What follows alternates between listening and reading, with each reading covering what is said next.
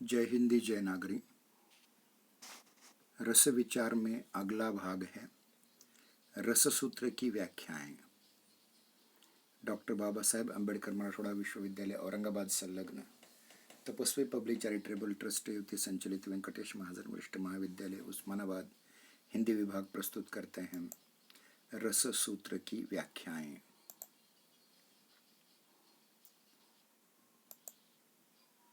प्रस्तुतकर्ता doctor Vinod Kumar Vilasrao वेदार्य, अध्यक्ष हिंदी विभाग वेंकटेश महाजन वरिष्ठ महाविद्यालय उस्मानाबाद तथा शोध निर्देशक एवं निमंत्रित सदस्य हिंदी अध्ययन मंडल डॉक्टर बाबा साहेब अम्बेडकर मराठवाड़ा विश्वविद्यालय औरंगाबाद। रस सूत्र की व्याख्याएं। रस निष्पत्ति विषयक भरत मुनि का सूत्र क्या है, ये पहले देखेंगे, उसके बाद उसकी व्याख्याएं हमें अपेक्षित हैं। भारतीय काव्य शास्त्र में रस संप्रदाय का महत्वपूर्ण स्थान है। इस संप्रदाय के प्रवर्तक आचार्य भरत मुनि माने जाते हैं, जिन्होंने अपने ग्रंथ नाट्यशास्त्र में इसका पर्याप्त विवेचन किया है। भरत मुनि द्वारा दिया गया रस सूत्र ही इस संप्रदाय का मूल आधार माना जाता है। यह रस सूत्र निम्न प्रकार से है। तत्र विभावानुभाव व्यभिचारी संयोगाद रस निष्पत्ति ही, अर्थात वहाँ यानी रंगमंच पर विभाव, अनुभाव और व्यभिचारी भावों के संयोग से रस निष्पत्ति होती है। आचार्य भरत मुनि का दृष्टिकोण वस्तुपरक है, अर्थात वे रस को आस्वाद्य मानते हैं, आस्वाद नहीं। अर्थात रस एवं पदार्थ है जिसकी निष्पत्ति रंगमंच पर संभव होती है और दर्शक या सामाजिक उसका आस्वाद, हर्ष, शोक आदि के रूप में अनुभव करते हैं। रस निष्पत्ति से उनका अभिप्राय रस की निर्मित या निर्माण से है। वे यह मानते हैं कि स्थायी भाव ही विभाव, अनुभव और विविचार भावों के संयोग से रस बनता है। वे यहाँ संयोग का अर्थ ले लेते हैं मिलन, संगठन या संश्लेषण। आचार्य भरत मुनि के मत का सार निम्न प्रकार से है। रस आस्वाद्य है, आस्वाद नहीं, अर्थात वह अनुभूति का विषय है, अनुभूति नहीं। 2. रस का स्थान है रंगमंच। 3. स्थायी भाव ही विभावादि से संयुक्त होकर के रस रूप में बदल जाता है। यह स्थायी भाव सामाजिक का नहीं है, अपितु रंगमंच पर अभिनय करने वाले नायक, नायिका आदि का है। 5. भरत मुनि के अनुसार निष्पत्ति का अर्थ है निर्मित और संयोग का अर्थ है एकत्र आना। उपयुक्त रस सूत्र में प्रयुक्त निष्पत्ति और संयोग के अर्थ को लेकर के परवर्ती आचार्यों ने पर्याप्त चिंतन कर इस रस सूत्र की व्याख्या करने का प्रयास किया है। इन आचार्यों में 4 आचार्यों के मत निम्न प्रकार से हैं। पहले हैं मीमांसक आचार्य भट्ट लोलट का उत्पत्तिवाद या आरोपवाद। दूसरे नैयायिक आचार्य शंकुक का अनुमितिवाद। तीसरा सांख्यिक आचार्य भट्ट नायक का भुक्तिवाद और चौथा वेदांती आचार्य अभिनव गुप्त का अभिव्यक्तिवाद। अब हम इसको एक तालिका से समझने का प्रयास करेंगे। पहले आचार्य व्याख्याकार आचार्य हैं भट्ट लोलट, जिनका दर्शन मीमांसा या पूर्व मीमांसा है। निष्पत्ति का अर्थ उन्होंने उत्पत्ति या उपचिति लिया है। संयोग का अर्थ पोष्य पोषक संबंध और इस वाद की विशेषता है, इसे आरोपवाद कहा जाता है। दूसरे आचार्य हैं शंकुक, जिनका दर्शन न्याय है, अर्थात जो नैयायिक आचार्य हैं। इन्होंने निष्पत्ति के अर्थ के रूप में अनुमिति शब्द का प्रयोग किया है और संयोग के रूप में अनुमान, अनुमाप्य संबंध को स्वीकार किया है। साथ ही साथ इसकी विशिष्टता चित्र तुरंग न्याय है। आचार्य भट्ट नायक तीसरे आचार्य हैं, तीसरे रस सूत्र के व्याख्याता हैं, जिन्होंने सांख्य दर्शन का स्वीकार किया है, जिन्होंने निष्पत्ति का अर्थ भुक्ति रूप में लिया है तथा संयोग का भोज्य भोजक संबंध के रूप में लिया है और इनके की विशेषता है साधारणीकरण की। और चौथे आचार्य हैं आचार्य अभिनव गुप्त, जो वेदांती हैं, जिन्होंने निष्पत्ति शब्द की जगह अभिव्यक्ति शब्द का प्रयोग किया है तथा संयोग शब्द का अर्थ व्यंग्य व्यंजक संबंध कहा है और इसी को अभिव्यक्तिवाद कहा जाता है।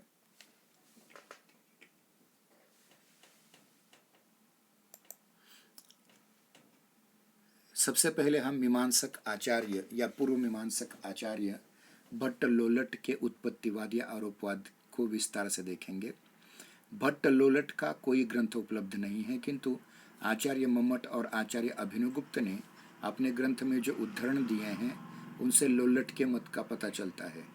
आचार्य भट्ट लोलट रससूत्र के प्रथम व्याख्याकार हैं। उनके मतानुसार रत्यादि स्थायी भाव नायकादि आलंबन विभावों द्वारा उत्पन्न होकर उद्यानादि उद्दीपन विभावों द्वारा उद्दीप्त होकर कटाक्ष भुजक्षेप आदि अनुभावों अर्थात बाह्य व्यंजकों द्वारा प्रतीति योग्य बनकर और उत्कंठा आदि व्यभिचारी भावों द्वारा पुष्ट होकर रामादि अनुकार्यों में रसरूप में रहता है। समानता के कारण नट में यह रस आरोपित होकर सामाजिकों को नटों के अभिनय कौशल द्वारा चमत्कृत कर देता है। संयोग का अर्थ भट्ट लोलट ने अपने इस उद्धरण में ऐसा प्रकट किया है कि संयोग एक मिश्रित प्रक्रिया है जिसके 3 चरण हैं। पहला चरण स्थायी भाव और विभावादि का संबंध। स्थायी भाव उत्पन्न होता है, विभावादि उसके उत्पादक कारण हैं, अर्थात इन दोनों में उत्पाद्य उत्पादक संबंध है। दूसरा चरण है स्थायी भाव और अनुभव का संबंध। स्थायी भाव अनुभवों से ही प्रतीति योग्य बनते हैं, अर्थात स्थायी भाव प्रतीत्य हैं और अनुभव प्रतीतक। इस संबंध में प्रतीत्य प्रतीतक संबंध कह सकते हैं। तीसरा चरण है स्थायी भाव और व्यभिचारी भावों का संबंध। स्थायी भाव पोष्य हैं और व्यभिचारी भाव पोषक। इस संबंध को पोष्य पोषक संबंध कहेंगे।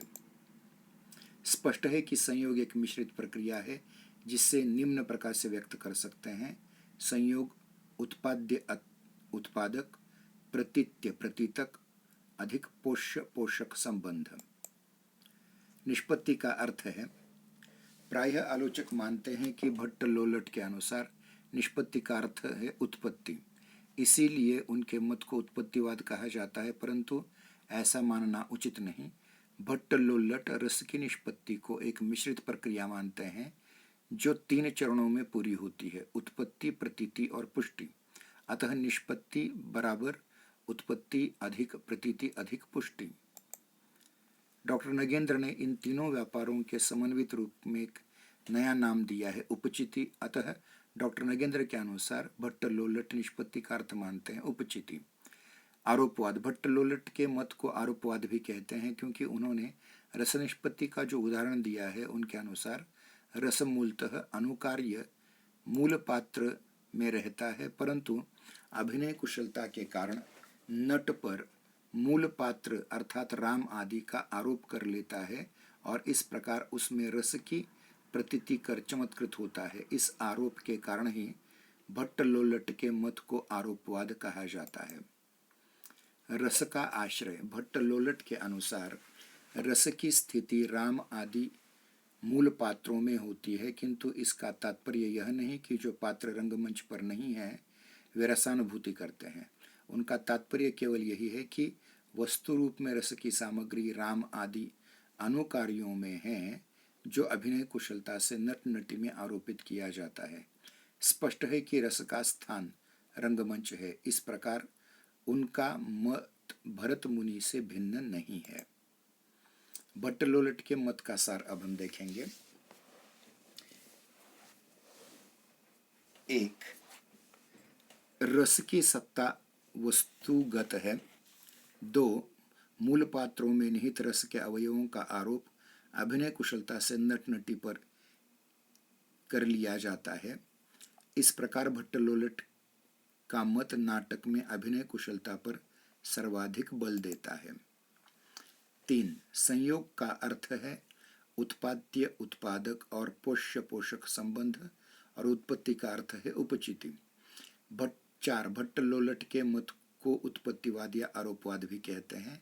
5 भट्ट लोलट के मत की सबसे बड़ी दुर्बलता यह है कि उन्होंने केवल रस की वस्तुगत स्थिति पर ही विचार किया और रसानुभूति की प्रक्रिया में सामाजिकों की पूर्णतः उपेक्षा की है। दूसरे आचार्य हैं नैयायिक आचार्य शंकुक का अनुमितिवाद। रससूत्र के दूसरे व्याख्याकार आचार्य शंकुक हैं, जो नैयायिक न्यायशास्त्री थे, अतः उनकी व्याख्या का मूल आधार न्यायशास्त्र का अनुमान प्रमाण है। प्रमाण 3 प्रकार के होते हैं। पहला प्रत्यक्ष प्रमाण जो सामने उपस्थित हो, दूसरा अनुमान प्रमाण ज्ञात से अज्ञात का ज्ञान, जैसे धुआं देख करके आग का अनुमान लगाना, तीसरा आप्त प्रमाण किसी अधिकारी विद्वान अथवा शास्त्र वचन को आधार मान करके उसी को प्रमाण मानना। अनुमितिवाद आचार्य शंकुक ने भट्ट लोलट के मत को भ्रमपूर्ण कहा है। उनका कहना है कि अनुकार्य और उसके भावों का नट नटी में आरोप नहीं किया जाता, अपितु उनका अनुमान कर लिया जाता है। इसीलिए उनका मत अनुमानवाद या अनुमितिवाद कहलाता है। ज्ञात से अज्ञात का ज्ञान अनुमान प्रमाण से होता है, जैसे धुएं को देख करके आग का अनुमान कर लिया जाता है। उसी प्रकार रंगमंच पर उपस्थित नट नटी को देखकर राम आदि अनुकार्यों और उनके स्थायी भाव का अनुमान दर्शक कर लेता है। यह अनुमान सामान्य अनुमान से भिन्न कला संबंधी अलौकिक अनुमान है, जिसे चित्रतुरंग न्याय से समझा जा सकता है। चित्रतुरंग न्याय अथवा चित्रतुरंग ज्ञान। चित्रतुरंग ज्ञान चारों लोक प्रसिद्ध ज्ञानों से विलक्षण ज्ञान है। ये चारों लोक प्रसिद्ध ज्ञान निम्नवत हैं। पहला सम्यक ज्ञान, रस्सी को रस्सी समझना। मिथ्या ज्ञान, रस्सी को सांप समझना। तीसरा संशय ज्ञान, रस्सी है या सांप ऐसा संशय रहना। और चौथा सादृश्य ज्ञान, रस्सी जैसा है ऐसा समझना। तो इनमें से चित्रतुरंग न्याय इन सब से विलक्षण है, परंतु चित्रतुरंग न्याय इन सब से विचित्र है, विलक्षण है। घोड़े का चित्र देख करके यह घोड़ा है ऐसा ज्ञान चित्रतुरंग ज्ञान है। इसी ज्ञान के आधार पर सामाजिक अर्थात सहृदय दर्शक नाटक देखते समय नट में राम आदि का अनुमान कर लेते हैं और फिर उस अनुमान किए गए नट में स्थायी भाव का भी अनुमान कर लिया जाता है। यद्यपि अन्य विषयक अनुमान में सुख का अनुमान करने से सुख नहीं मिलता। उदाहरण के लिए गर्मी से व्याकुल पथिक वटवृक्ष की छाया का अनुमान कर ले तो उसे उसका ताप नहीं मिटता, किंतु काव्य और नाटकों के विलक्षण प्रभाव द्वारा अनुमान किया गया आनंद भी सहृदय सामाजिकों की वासना के कारण आस्वादनीय बन जाता है, क्योंकि काव्य में शिक्षित नट के अभिनय कौशल से विभावादी बनावटी होने पर भी वास्तविक प्रतीत होते हैं।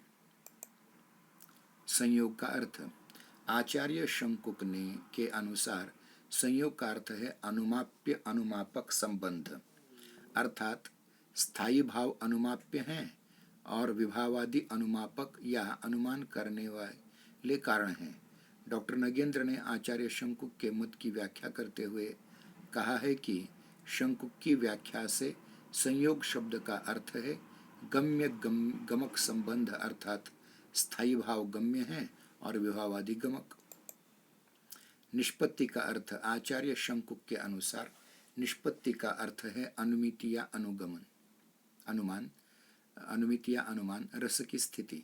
आचार्य शंकुक भी लोल्लट के समान ही रस की सत्ता वस्तुगत मानते हैं।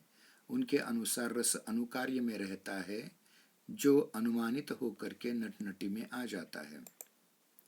आचार्य शंकुक के मत की समीक्षा। आचार्य शंकुक के मत पर कई प्रश्न चिन्ह लगते हैं, जैसे एक पहला है अनुमान बुद्धि का विषय है, अनुभूति का नहीं। 2. अनुमान के आधार पर सामाजिक को भाव की अनुभूति नहीं हो सकती, भले ही शंकुक ने इसे कला संबंधी विलक्षण अनुमान कहा है, किंतु फिर भी अनुमान तो अनुमान ही है। 3. शंकुक के चित्रतुरंग न्याय अर्थात चित्रतुरंग ज्ञान से काव्य में अभिनय तत्व प्रमुख हो गया है और काव्य तत्व गौण हो गया है। 4. रस की स्थिति रंगमंच पर ही रही, सामाजिक की उपेक्षा होती रही। तीसरे आचार्य हैं सांख्यिक आचार्य भट्टनायक और उनका भुक्तिवाद। रससूत्र के तीसरे व्याख्याकार आचार्य भट्टनायक हैं। इनका मत भुक्तिवाद कहलाता है, क्योंकि वे न तो रस की निष्पत्ति मानते हैं न अनुमिति, अपितु उनके मतानुसार रस की भुक्ति होती है, अर्थात सामाजिक रस रूप में परिणत अपने ही स्थायी भाव का भोग करता है। सामाजिक के हृदय में रस की भुक्ति के लिए काव्य के विभिन्न व्यापार ही उद्बोधक कारण होते हैं। शब्द रूप काव्य के 3 व्यापार होते हैं: अभिधा व्यापार, भावकत्व व्यापार और भोजकत्व व्यापार। अभिधा व्यापार में काव्य के सामान्य और अलंकारिक अर्थों का बोध होता है, जबकि भावकत्व व्यापार साधारणीकरण करता है। इस व्यापार द्वारा विभावादि सामान्य प्रतीत होते हैं, अर्थात सीता सीता न रहकर कामिनी स्त्री मात्र प्रतीत होती है और रति आदि स्थायी भाव ही व्यक्तिगत संबंधों से मुक्त होकर सामान्य प्रतीत होते हैं। विभावादि मेरे हैं या पराए, इस प्रकार की व्यक्ति की विशिष्ट संबंध भावना हटती है। परिणामतः विभावादि और उनके क्रिया व्यापार सामान्य बन जाते हैं। शब्द रूप काव्य का तीसरा व्यापार है भोजकत्व व्यापार। इस व्यापार द्वारा साधारणीकृत स्थायी भाव का रस रूप में भोग होता है।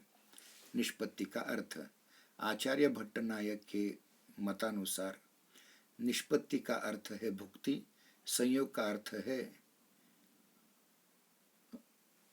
अर्थ आचार्य भट्टनायक के अनुसार संयोग का अर्थ है भोज्य भोजक संबंध, अर्थात स्थायी भाव भोज्य हैं और विभावादि भोग करने वाले कारण। रस की स्थिति या स्थान आचार्य भट्टनायक के अनुसार रस का स्थान है सहृदय सामाजिक का चित्त, अर्थात सहृदय सामाजिक अपने ही स्थायी भाव का रस रूप में भोग करता है। इस प्रकार भट्टनायक के अनुसार रस की स्थिति वस्तुगत न होकर आत्मगत हो गई है।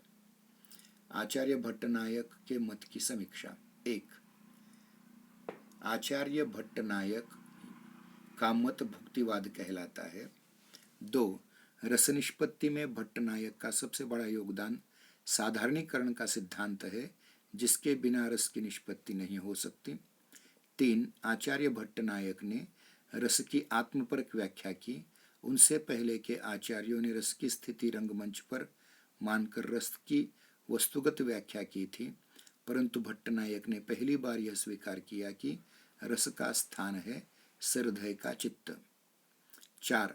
रस की भुक्ति का जो स्वरूप भट्टनायक ने रखा, उससे रस की वस्तुगत सत्ता सर्वथा समाप्त नहीं हुई, क्योंकि रस अभी भी आस्वाद्य ही रहा। 5. आचार्य भट्टनायक ने भावकत्व और भोजकत्व नामक जिन व्यापारों की कल्पना की है, उनका कोई भी शास्त्रीय आधार नहीं है। 6. रस ब्रह्मानंद के समान है, किंतु ब्रह्मानंद नहीं। इस बात का प्रतिपादन सर्वप्रथम आचार्य भट्टनायक की व्याख्या से ही हुआ, क्योंकि रसास्वाद की स्थिति में सत्व का उद्रेक हो जाता है और रजतम का शमन हो जाता है, जबकि ब्रह्मानंद की स्थिति में रजतम नष्ट हो जाते हैं। शमित होना और नष्ट हो जाना अलग अलग है। चौथे आचार्य हैं रससूत्र के चौथे व्याख्याकार आचार्य हैं वेदांती आचार्य अभिनव गुप्त, जिनका अभिव्यक्तिवाद बहुत प्रसिद्ध है। आचार्य अभिनव गुप्त रससूत्र के चौथे व्याख्याकार हैं। उनके मन में रस की उनके मत में रस की अभिव्यक्ति होती है, इसलिए उनका मत अभिव्यक्तिवाद कहलाता है। सरधयों के चित्त में वासना रूप में स्थित स्थायी भाव विभावादि के प्रभाव से रस रूप में उसी प्रकार व्यक्त हो जाते हैं जिस प्रकार जल की छींटे देने से मिट्टी में व्याप्त गंध व्यक्त हो जाती है। रस का स्वरूप। यद्यपि भट्टनायक ने रस की आत्मपरक व्याख्या की जिससे रस एवं काव्य से हटकर रस का स्थान सरधय का चित्त हो गया, फिर भी रस रहा आस्वाद्य ही, उसकी वस्तुपरक सत्ता का सर्वथा लोप नहीं हुआ। यह कार्य अभिनवगुप्त की व्याख्या में हुआ। उन्होंने रस को चरवण आनंद रूप कहा। विभावादि के प्रभाव से सहृदय के चित्त के रति आदि स्थायी भाव व्यक्त होकर व्यंजना के अलौकिक व्यापार से आस्वाद्य बन जाते हैं, उनका आस्वाद ही रस है। अभिनवगुप्त ध्वनिवादी आचार्य थे। अतः उन्होंने रस को व्यंग्य माना है, न कि अभिधा का व्यापार, न लक्षणा का विषय, अपितु वह व्यंजना का व्यापार है। अभिनवगुप्त आचार्य भट्टनायक के साधारणीकरण सिद्धांत को स्वीकार करते हैं, किंतु उसे भावकत्व व्यापार न मानकर व्यंजना का व्यापार मानते हैं। व्यंजना के इस विभावना व्यापार में सरधय के चित्त में स्थित रति आदि स्थायी भाव के रसास्वादन का अनुभव होता है। काव्य में व्यंजना शक्ति की महिमा से ही रस की अभिव्यक्त होती है। निष्पत्ति का अर्थ। आचार्य अभिनवगुप्त के मत में निष्पत्ति का अर्थ है अभिव्यक्ति और संयोग का अर्थ है व्यंग्य व्यंजक संबंध, अर्थात स्थायी भाव व्यंग्य है तथा विभावादि व्यंजक कारण है। आचार्य अभिनवगुप्त ने रस निष्पत्ति के संबंध में 4 क्रमबद्ध स्थितियों की परिकल्पना की है। पहले, प्रथम चरण में रंगमंच पर व्यक्ति अथवा स्थिति का प्रत्यक्ष बोध होता है। 2, द्वितीय चरण में रंगमंच के वातावरण के प्रभाव से कथा वस्तु का विशेषत्व विशिष्ट भाव समाप्त होने लगता है और पात्र तथा स्थितियां सामान्य रूप में प्रतीत होने लगती हैं। इस स्थिति में व्यक्ति विशेष का बोध तो नहीं होता, किंतु द्वैत बना रहता है। तीसरा, तृतीय चरण में चित्त में स्थित स्थायी भाव न तो अपने रह जाते हैं और न अन्य से उनका किसी प्रकार का संबंध रहता है। विभावादि में विशेषत्व का लोप हो जाने के कारण अंतःकरण में स्थित स्थायी भाव साधारणीकृत होकर उद्भूत होने लगते हैं। और 4, अंतिम स्थिति में सरधय सामाजिक रूप में उद्भूत अपने ही स्थायी भाव का रस रूप में भोग करता है। आचार्य अभिनवगुप्त के मत की समीक्षा। 1, आचार्य अभिनवगुप्त ने रस की नितांत आत्मपरक व्याख्या की है और रस को आस्वाद्य रूप बताया। उनकी व्याख्या से ही रसानुभूति में सामाजिक के महत्व की पूर्ण प्रतिष्ठा हुई। 2, आचार्य अभिनवगुप्त ने काव्य के आस्वाद्य को अलौकिक आनंद मानते हुए रस की अलौकिकता पर प्रकाश डाला है। रस की अभिव्यक्ति कैसे होती है, इसका समुचित उत्तर देते हुए उन्होंने उन शंकाओं का समाधान किया जो अभी तक समीक्षकों के लिए समस्या बनी हुई थी। 3, रस व्यंग्य है, व्यंजना का व्यापार है, अतः रसध्वनि काव्य की आत्मा है, ऐसा मान लेने पर रस संप्रदाय और ध्वनि संप्रदाय दोनों का महत्व स्थापित हो गया। 4, रस का स्वरूप नितांत आत्मपरक मान लेने से पूरा बल सरधयता पर पड़ जाता है और काव्य की सत्ता गौण हो जाती है। वहीं उनके मत की सबसे बड़ी दुर्बलता है। प्राचीन आचार्यों ने रस निष्पत्ति संबंधी जो मत व्यक्त किए हैं, उन्हीं के आलोक में आचार्य रामचंद्र शुक्ल और डॉक्टर नगेंद्र जैसे विद्वानों ने अपने विचार व्यक्त किए। आचार्य शुक्ल 2 प्रकार की रसानुभूति मानते हैं, उत्तम कोटि की रसानुभूति और मध्यम कोटि की रसानुभूति। जहाँ सहृदय का तादात्म्य आश्रय के साथ होता है वहाँ उत्तम कोटि की रसानुभूति होती है, किंतु जब सहृदय आश्रय का शील दृष्टा होता है तब उसका तादात्म्य कई तादात्म्य की अनुभूति के साथ होता है। यह मध्य कोटि की रसानुभूति है।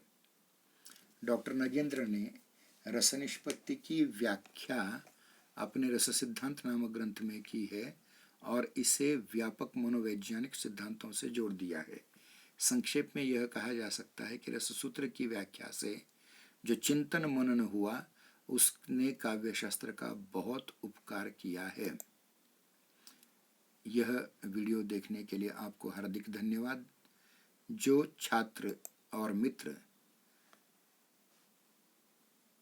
ये वीडियो देख रहे हैं उनसे अनुरोध है कि वे हमारे इस वीडियो चैनल को, यूट्यूब चैनल जय हिंदी जगनागरी को पसंद करें, अपनी टिप्पणियाँ लिखें, अन्य मित्रों को अग्रेषित करें और सबसे महत्वपूर्ण घंटी का आइकॉन दबा करके, इस प्रकार घंटी का आइकॉन दबा करके आप सदस्यता प्राप्त कर सकते हैं और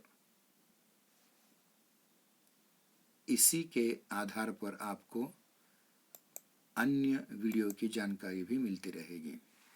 जय हिंदी जय नागरी। धन्यवाद।